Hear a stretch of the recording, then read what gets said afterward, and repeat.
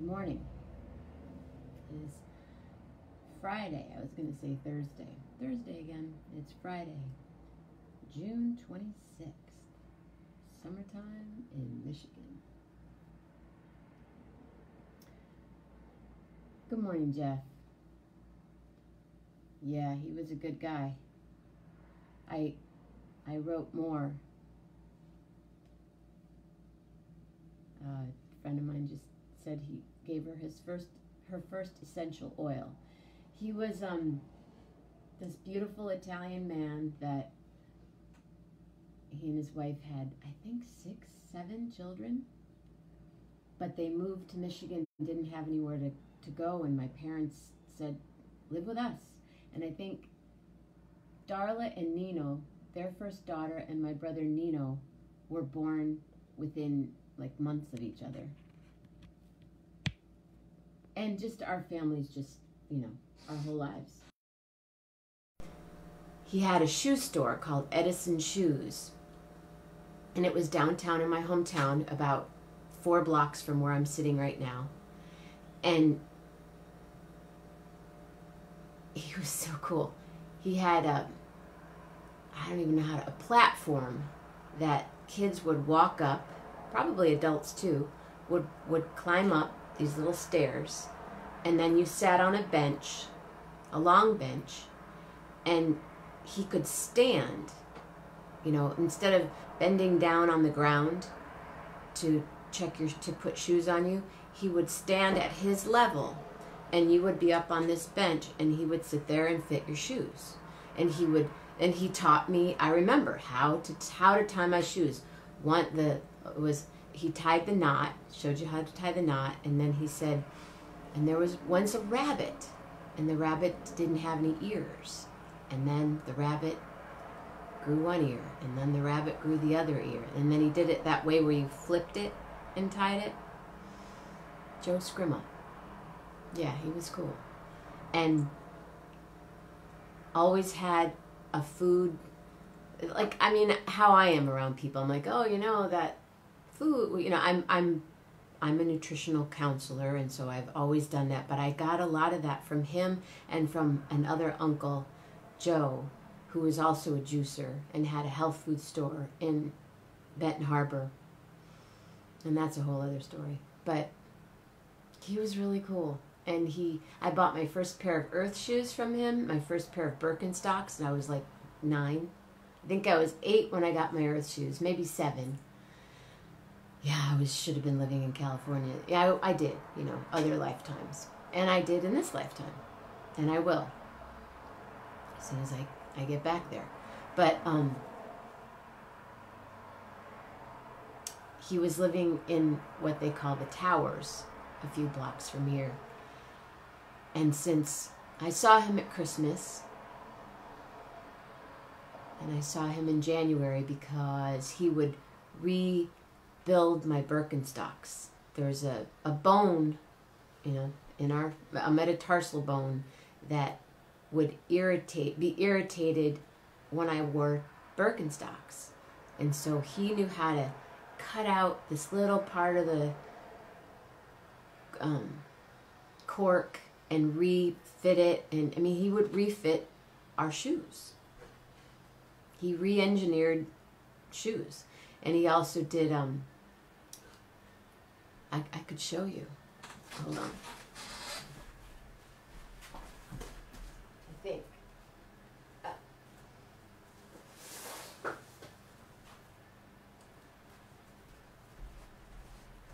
He was making orthotics for me. Here are my orthotic molds for my feet. Just in the last few months. He made my foot mold. I thought he signed them. Maybe not. No, he didn't sign that after all. I asked him to sign it and he said, oh please. But so I have a work of art from Joe Scrima. It's my foot. He died this morning. He and my brother Nino were really good friends. But he was really good friends with everybody. Anyway, lots of children, grandchildren, and he was making, I don't know this, he was making a sculpture of his head. He was a big, bald, beautiful Italian man, and he was making a sculpture, and I think some of his ashes are going to be held in the sculpture, and then some of them are going to be made into diamonds, because he was a diamond. He really was, you know, not only old school, but relatable to everybody on different levels, on whatever level he would meet people on the street, homeless people. I mean, he was a selfless being.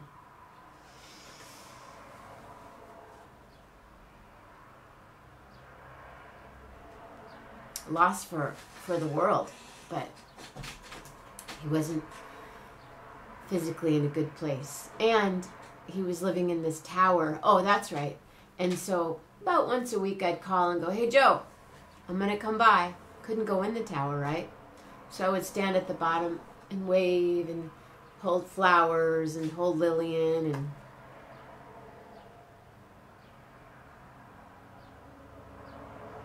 anyway, Joe Scrimmel. An elder for sure. So it's very, I don't know, maybe, oh, thank you. Thank you. Brent, did he teach you? Do you remember Edison's shoes in St. Joseph? I bet he did. I am on. Hi, Lucia.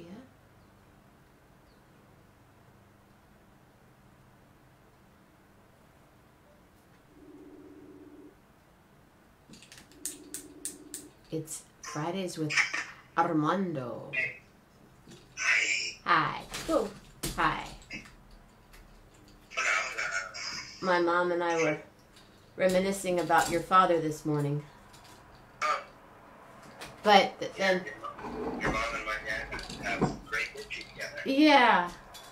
She was his secretary. And she lived with them. You know that? Did you know that? Oh, yeah. Yeah, they lived... I mean, that was before either of our time. But yeah, she lived with them. He depended on her to keep his calendar straight and all of his appointments. And we still do that. Mom, where's the phone number for? She has everything. She has calendar. She's the one. She is the one who takes care of all that. You know, I got to thinking, because I posted about my dad's birthday yesterday, and I said something to the effect that, you know, in his love for our mom, he showed us the example of lifelong commitment and complete love. And I got to thinking about you and your parents and just how lucky we are. Yeah. How incredibly lucky we are that we have parents that truly loved each other. They didn't stay together because of fear or because of animosity towards each other, which some people stay together for, or because of just because of responsibility they have to stay together. They stayed together for their entire lives because they made a commitment, and they grew and developed and changed with each other throughout their lives and created these families where they showed us by example what love means, what love is. Yes. By their providing for us, by their desire for us to succeed. You know, my sister, before my dad had a stroke, my sister was in Albuquerque, and she said she went for a walk with my dad, and they did sort of an inventory of all the kids and how everybody's doing. And my dad was always sort of worried about me being an actor. And at that point, where was I in my career at that point? I was at UCSC in graduate school. And I had, gone the direction of education in theater, pedagogy in theater at that point. And my dad was extremely relieved and proud that I was taking it seriously. You know, that I had found my niche, found my aim, found my goal, but I was committing to it. The way he committed to his goal to be of service to people and to the underserved and to people who didn't have a voice as an attorney. And that is not to say he was always just, you know, a plaintiff's attorney. I mean, of course, he was an attorney for corporations as well, but he had an extremely varied career. I mean, he was attorney for a lot of people who wouldn't be able to get that kind of representation. And interestingly enough, after he had the stroke, my brother Roberto took over his law practice. And in order to figure out who the active clients were, he went through his books. You know, not only the files, but also the books. And there was a lot of notations that Mr. Gutierrez couldn't pay his bill this month, but that's okay. We were able to get him, you know, a settlement for the injury that he suffered. And if he can't pay this month, maybe he'll pay the next month. And there was many write-offs where he was like, you know what, this guy doesn't need to pay his bill. We got him what he needs, and he's taking care of his family. And I don't know, and your dad was a great, souled, a magnanimous individual as well. Just, your dad was all heart and showed us how to love, how to be a person of integrity. Yep. And not everybody gets that. You know, we're lucky. We have this foundation. And I meet so many people whose parents divorced when they were young, or whose parents were always at each other's throat, or, you know, mom walked away from the family. Or even parents that were together but didn't support what their children did. I have friends that have said to me, they go, man, if my parents would have supported me like your parents did, I would have been a writer, I would have been an actor, I would have been, right. And, you know, and the person that I'm referring to, started talking about today, Joe Scrima, was also one of those people who died this morning. Yeah. He was one of my father's best friends and one of Nino's best friends, and, you know, like I said earlier, taught us how to tie our shoes. I mean, that's an important step in a person's in the growth of a child. But anytime I ever saw him or his children, or, you know, there was love there, and that's how my father was too, and that's how your father was. I used to, you know, your dad and I used to walk all the time when we were there. Every morning I'd go walk with him over to the college, and we'd walk around that loop, and yeah, and my dad and your dad together, completely different ways of living, but they blended so well, and they brought out the best in each other. Well, you know, I've said it before. Your dad was one of my dad's favorite in-laws. When your mom and dad would come to visit, my dad would just brighten up and know that he would get a chance to spend time with his brother-in-law Ben, his cuñado Ben, and he always just thought the world of your dad, and, you know, what a good man he was, and they would have a great time together. You know, I remember seeing your dad and Ben and Uncle Alfredo sitting together drinking whiskey and just having a great time. You know, three really distinct men of honor, men of integrity, men who did what they said and said what they did and were honest and forthright, and it's amazing to think of, you know, how lucky, how fortunate we are, and how, you know, the old saying, we stand on the shoulders of the ancestors, of the great ones who made it possible. I mean, every day I think of how lucky I am to have been afforded the opportunity and the space to be an artist.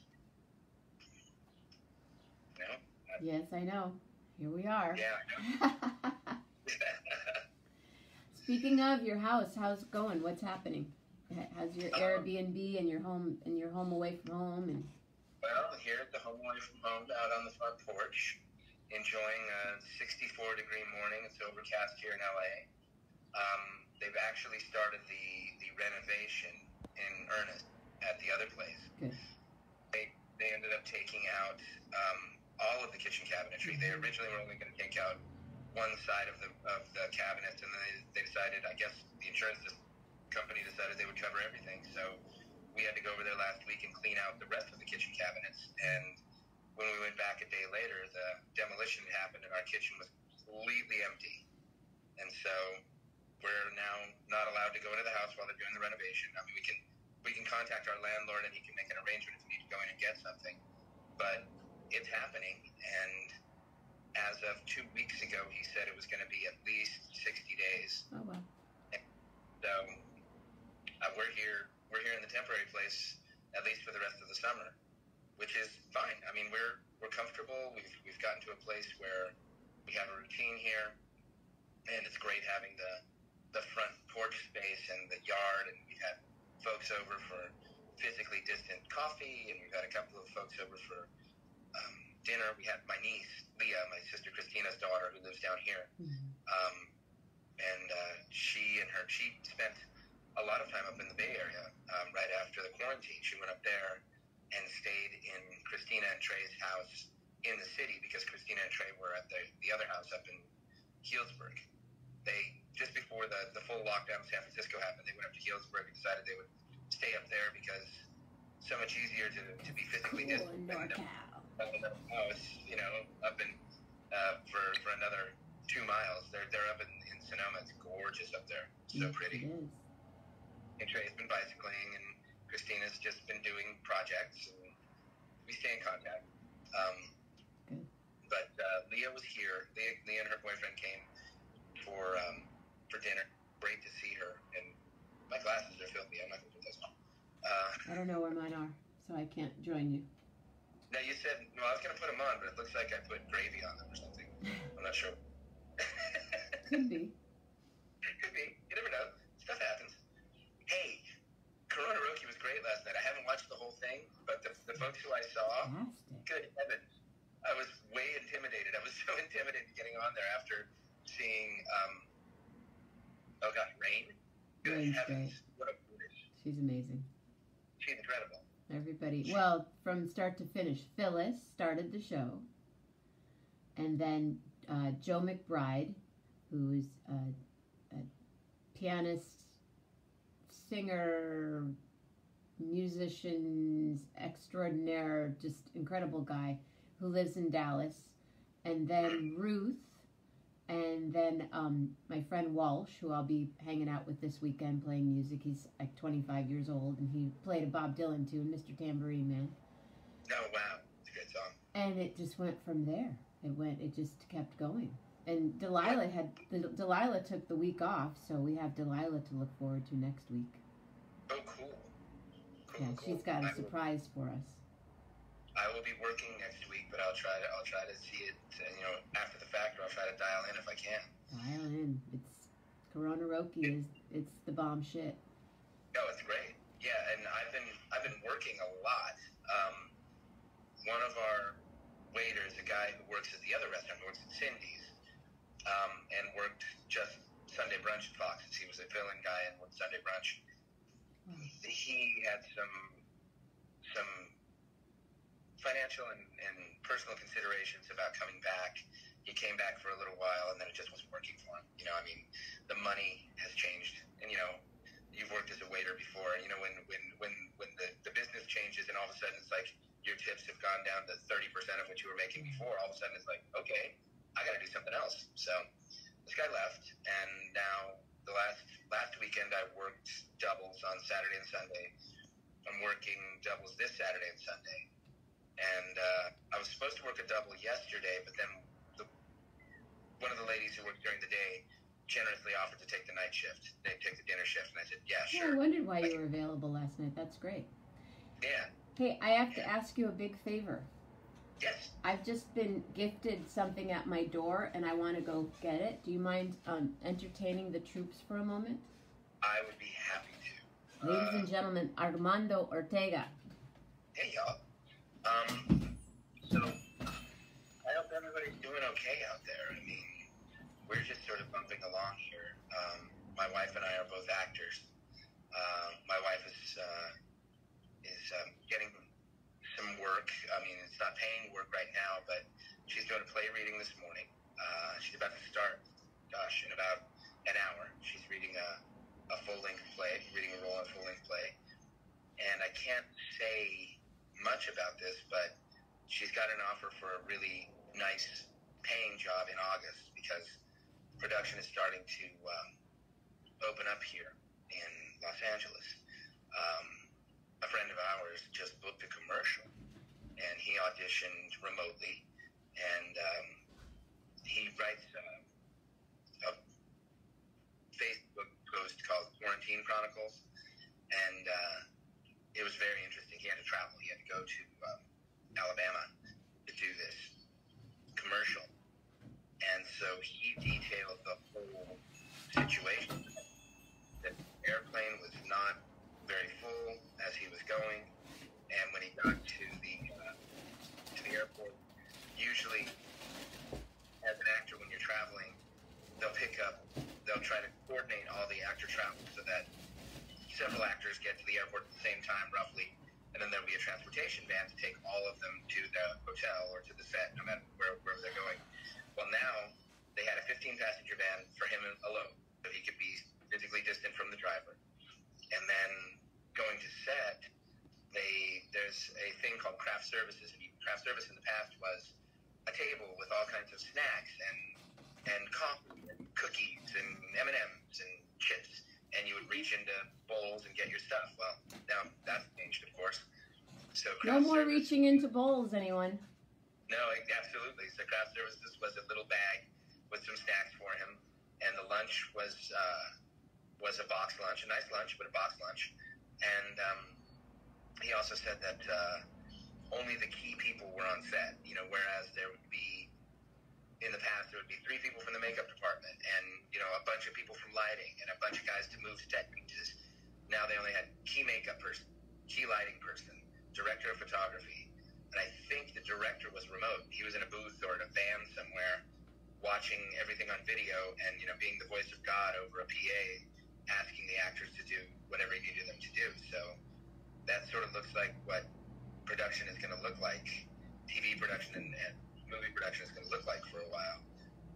And then we have another friend who just booked a big movie, and he's a little older than us. He's in his 60s. And so there was a 6-page document they sent him that detailed everything that the production was doing to keep everybody safe. I think they're doing temperature checks, daily temperature checks. I'm not sure if they're going to do tests or if they have the capacity to do that. But yeah, it's a new reality. You keep hearing people saying, "Oh yeah, once we get back to normal," and it's like it's the now norm. It's the now norm, exactly. Yeah, I was just talking about a friend of ours who booked a commercial just here lately, like last week, and he had to travel, and his whole experience with that, the whole protocol that was happening. And now he's quarantined. He came back, and he's quarantined from his family. He's staying in a room by himself in their house for 2 weeks. And they're very careful. His wife is his manager, and his kids also act. And so they know the whole life of being an actor. So they were very supportive of him traveling to do this commercial, but also they're just trying to be as safe as they possibly can be. I was just gifted a huge box of vegetables and fruit. Nice. Yeah, and it says for donation to 1111 with Jenna. And there's lettuce and onions and parsnips and apples and... I see a delicious salad in your future. Oh, yeah. Well, I've been having... Last week, my friend Rosie gifted me like 3 huge bags of greens and like kale and lettuces and scapes and something else. So, yeah, I've been eating really incredible. Well, it's no wonder that you look so young. Based from gifts from my friends. So much produce and love in your life. I mean, like I could barely carry the box upstairs. Thank you. That is so nice. Yep. That's super cool. Yep. So Gracie and I are going to have a big old salad, and there are apples. I'm going to make applesauce. Parsnips. I haven't had a parsnip since Thanksgiving. Broccoli, cauliflower. You know what my mother used to make? And probably your mother knows the recipe. What? Baked apples. Oh, Did your mom yeah. used to do that? Yeah. Baked apples with cinnamon and nutmeg and Heck sugar. yeah. And then you put pour some half and half over it. And or a she little also salt. used to, that was another thing, she would cut up a raw apple and pour cream on it. Mmm. Oh, wow. Yeah. Wow. You know what I miss? And I'm going to get the recipe from my sister. I think I mentioned this in the past. Chocolate pudding cake. Do you remember chocolate pudding cake? I would miss that. It was a 9x13 cake. When you But poured cookies. my mother made it in a slightly smaller pan, I think. And then she would make chocolate pudding. And while the pudding was hot, Right. she put the cake in the chocolate pudding. And you'd have this hot, Yeah. moist, juicy chocolate pudding cake thing and pour half and half over it. Oh my god. I used to make one that was a chocolate cake and then you poked holes in it. And then you poured the pudding into the hole. Like the hole, it would settle into the holes. Right, pudding injection. Yeah, if I ate that now, I would have to go to sleep and I would have to like go run and then I'd have to go pass out for a while. Exactly. But Exactly. but persimmons, Nino used to make a persimmon, sweet potato, parsnips, like a medley at Thanksgiving. Yum. Pizza. That sounds amazing. Yeah, Nino was an incredible cook. Lot of love in his cooking there. Now, you said Mitch moved out from downstairs. Well, he's still around. That's good. He's still around. Yeah. What is he doing today? He works for dear friends of ours company called Monty Package. Fourth generation. Package, like, you know, the little clamshells that you buy for your produce and stuff. Sure, yeah. These things. They make those.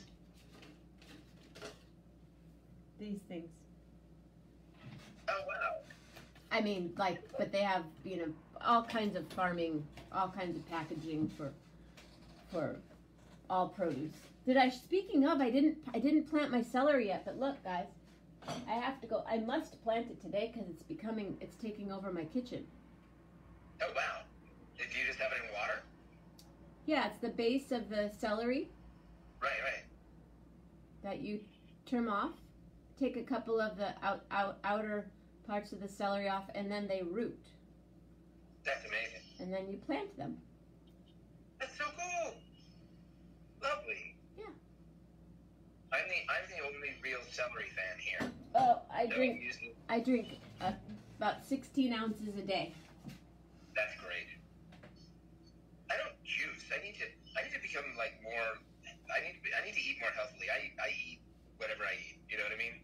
I just love food. You eat some that sandwich you made in honor of Pa Ben the other day looked pretty slamming. No, it was great.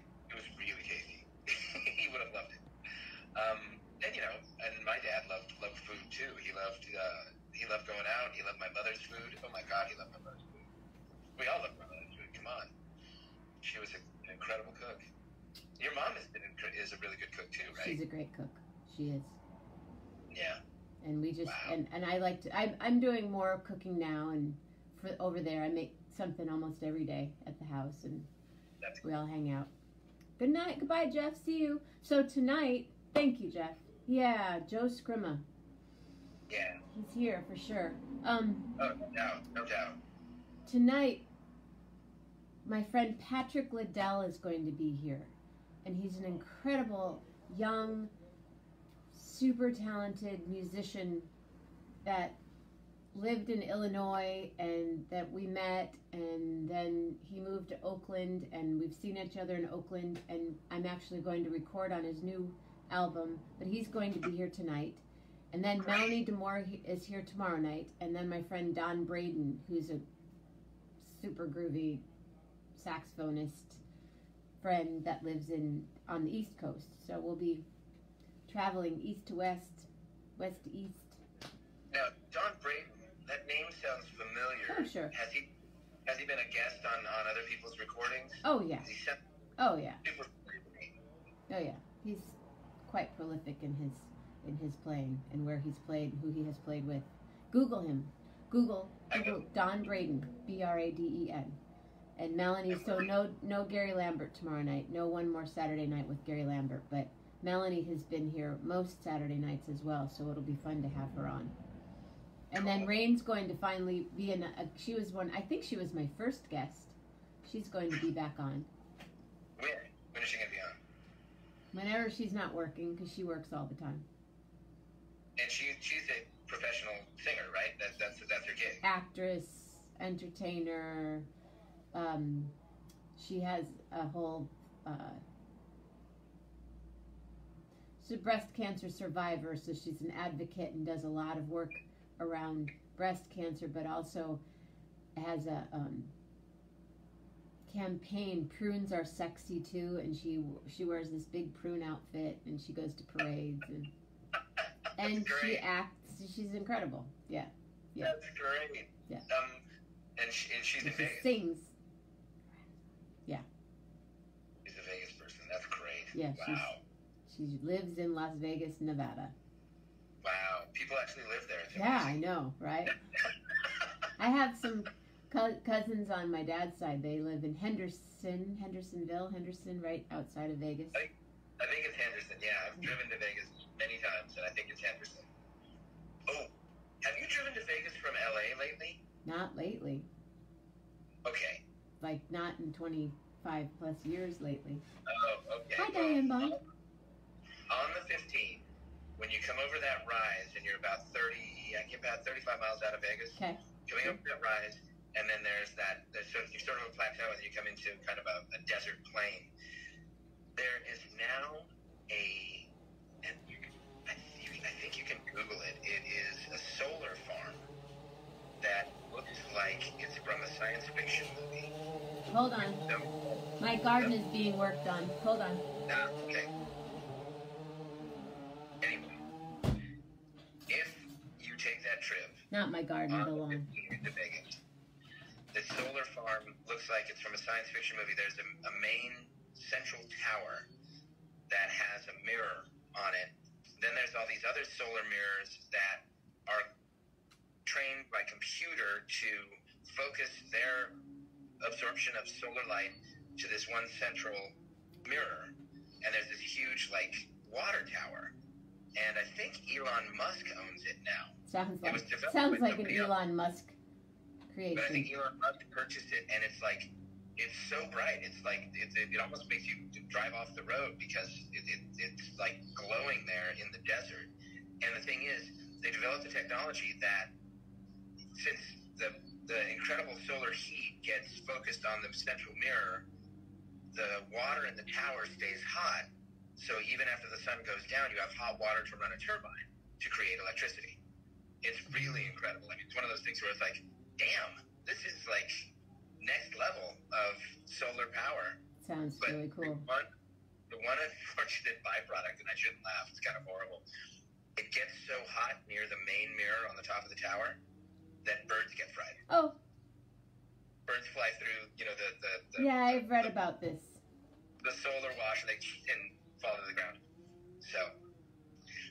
Nice one, Armando. I know. Thanks for the visual. Hi, Naomi. Sorry, I won't go with my entire joke about it. There's an entire 5 minutes about it, but I'm not going to do it. Well. It involves a fried chicken place down at the bottom. Never mind. I got it. Are you vegetarian? I most of my life, yes, but I dabble now. Yeah. Wow. I stopped eating meat when I was about 9. I didn't know that. But I dabble. You dabble in vegetarianism? Mm-hmm. Mm-hmm. Yeah, we're not. We're omnivores. We eat everything. So Joaquin is starting work today. Oh, good. He's going ice cream. back to Salt and Straw today at the ice cream place. And he's a little, how shall we say, energized about it. Understandably. He's been very meticulous about the stay-at-home order. Yeah. And been worried about me being out in the world and worried for Snowy. And I was telling, when you were getting your produce box, I was telling the folks that Snowy is doing a play reading today over Zoom. And she also has an offer. It hasn't been completed yet, so I can't say much about it. She has an offer for a really nice job in August. Ooh. Yeah. So, his production is ramping back up. It's starting to happen again. It is happening. And this is a television. Oh, cool. Congratulations, Snowy. Yeah. It's still in the ether, so I don't want to say much about it. Okay. Congratulations for waking up today. We'll start there. Waking up is great. Yeah. Best thing ever. Well, speaking of, I have a dog that's starting to wake up in the middle of the bed, and she needs to go outside, and I'm going to give some of this produce to my friend who's downstairs. All right. That sounds like a good plan. I'm so happy to see you, and hopefully next week at Koronaroki, and then next Friday for sure. Yes, most definitely next Friday, and I'll try to do Koronaroki. And did I remember to tell you that I love you very much? I love you very much. Thank you, baby. I love you very much. Thank you. So happy that we've come back into each other's orbits. It's really amazing. It's really good. Hug your family for me. And hug your family for me. We elbow bump. Love you. Elbow bump. Elbow bump. See ya. Bye. See ya. Bye. Bye. Thanks, Mondo. Beautiful Friday. Here we go. Right, Lil? We're ready to roll. I have to hear more about this puppy. What's going on? Until tonight. Kind thoughts. Peaceful words. Open heart. Call someone. Tell them you love them. Hug someone if you can. See you. Love, heart.